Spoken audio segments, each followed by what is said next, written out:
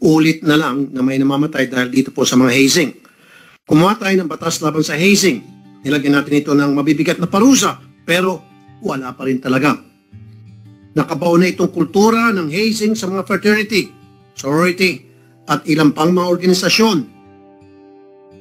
Ang hazing, initiation, beasting, bastardization, ragging o deposition ay tumutukoy sa anumang aktibidad na inaasahan ng isang tao sa pagsali o paglahok sa isang grupo na humiliates, degrades, abuses o inilalagay sa panganib ang mga ito sa anuman ang kagustuhan ng isang tao na lumahok. Ang hazing ay makikita sa maraming iba't ibang uri ng panlipunang grupo, kabilang ang mga gang, sports team, paaralan, pangkat, universidad, military units, bilangguan, fraternity at sorority, at maging sa mga lugar ng trabaho. Sa history, nagsimula ang hazing mula sa pagkakatatag ng Plato's Academy noong 387 BC. Ang hazing ay minarkahan bilang practical joke na nilalaro ng mga masuwayin na kabataang lalaki na pumipinsala at naninira sa mga mamamayan na humarang.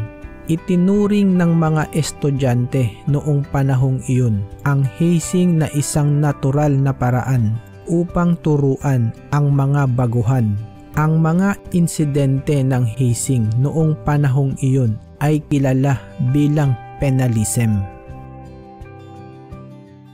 Sa ating bansa, taong 1954, si Gonzalo Mariano Albert ang unang naitalang namatay na may kaugnayan sa hazing. Ang dating Pangulong Ramon Magsaysay ay bumuo pa ng isang komite upang imbestigahan ang pagkamatay ni Albert. Ngunit ayon sa komite na hindi daw sa hazing ang dahilan ng pagkamatay ni Albert at dumagdag pa ang pananakit na kanyang natamo bago ang operasyon na nagpahina sa kanyang pisikal. Sa mga naitala na kaso mula 1950 hanggang taong kasalukuyan ay may 68 na ang namatay sa hazing at ngayon 2023, 2 ang namatay sa hazing. May batas dito sa ating bansa na ipinagbabawal ang lahat ng uri ng hazing. Pinapayagan lamang ang mga initiation rites na hindi nagdudulot ng physical o psychological harm. Ang Anti-Hazing Act of 1995 na opisyal na itinalaga bilang Republic Act No. 8049 ay isang batas sa Pilipinas na kumokontrol sa mga gawain ng hazing at iba pang initiation rites sa mga fraternity at sororities. Ipinagbabawal at pinaparusahan nito ang mga gawaing physical harm and violence.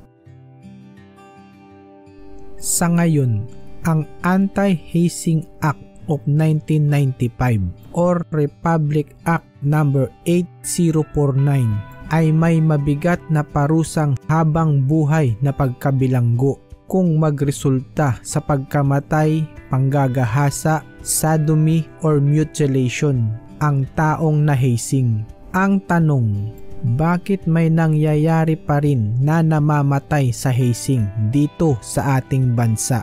Ang ibig sabihin ba nito hindi kinakatakutan ang parusa o ipinasang batas na Anti-Hazing Act Law? Kayo, sa palagay nyo, anong parusa ang nararapat? Paki-comment mo na lang sa ibaba. Hanggang sa muli, ito si Trip Searcher. See you sa next video natin. And God bless us.